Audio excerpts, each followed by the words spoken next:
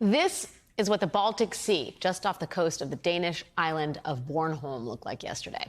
What you're looking at is a massive leak from a pipeline transporting natural gas from Russia to Europe.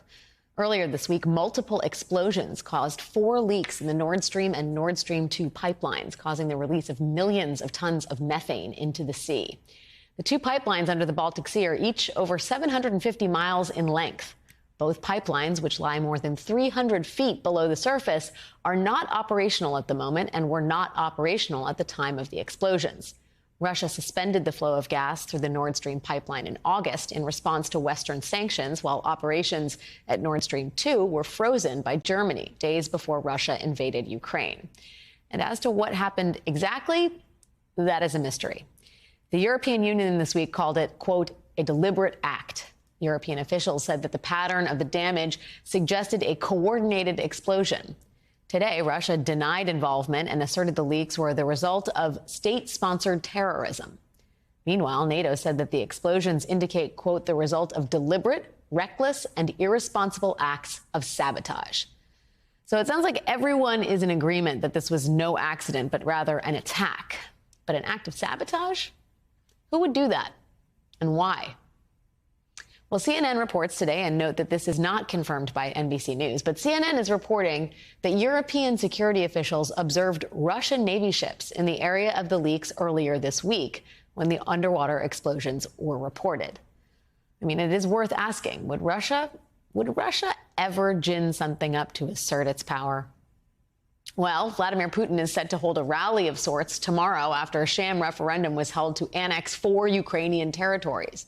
A referendum vote where Russian soldiers showed up with guns to casually collect people's votes.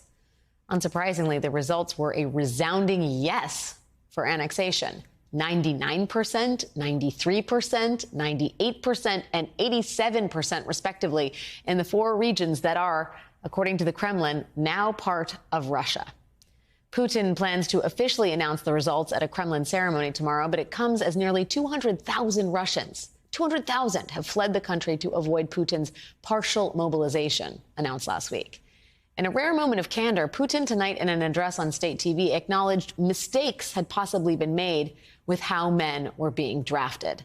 Joining us now to discuss all of this is Michael McFaul, former U.S. ambassador to Russia during the Obama administration. Ambassador, thank you for being here tonight. Let me just first ask you, the referendum vote, what do you think is the point of it? Is it on one hand to sort of justify potential escalation in those areas, or is it potentially to show the pro-war contingent back home in Russia that Putin can deliver, and deliver by bringing new land into the Russian Empire? Alex, I think it's both. It's first to show that there have been results from the war. Second, they're going through this, this sham stuff to say that this is just self-determination. People have the right to determine where they want to live. So they have that argument for the international world. And that sounds stupid to us, but it may not sound stupid to everyone around the world. So they're doing that first. But secondly, they also are escalating. This is a major turning point in the war tomorrow, because once these places, according to Putin, are part of Russia, then if they are attacked, Russia is now being attacked, not just Ukraine. And that, I think, is a major escalatory move in this war.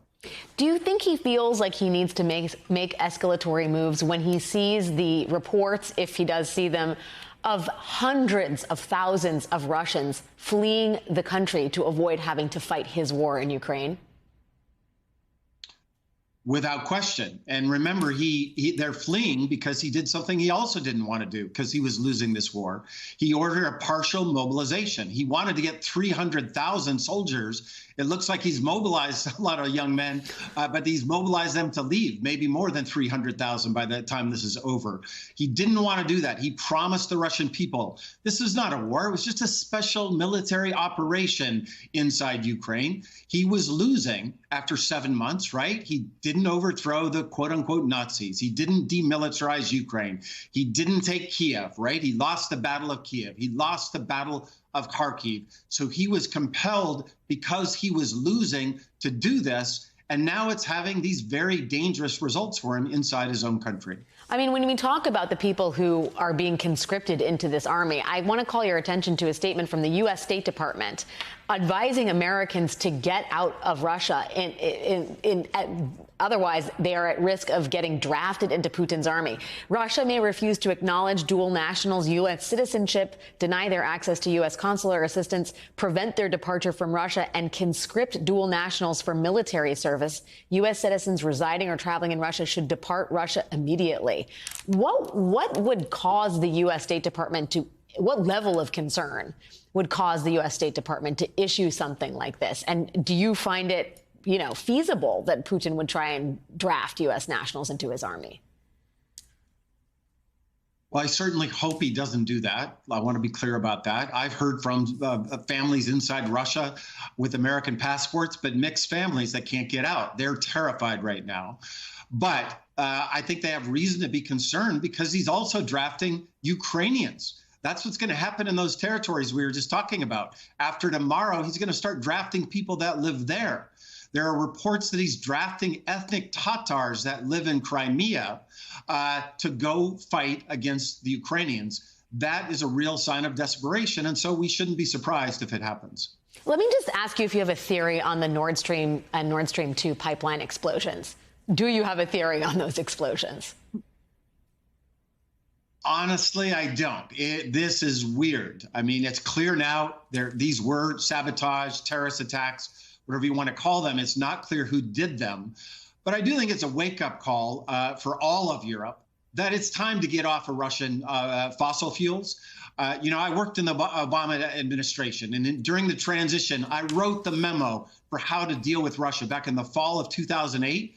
Point 3 was reduce our energy dependence of our allies and friends on Russia. That creates leverage. Finally, Europe is doing it. I applaud them. And I think this is one more tragic message why it is not in their security and I would say environmental and economic interests to be dependent on Russia for oil and gas.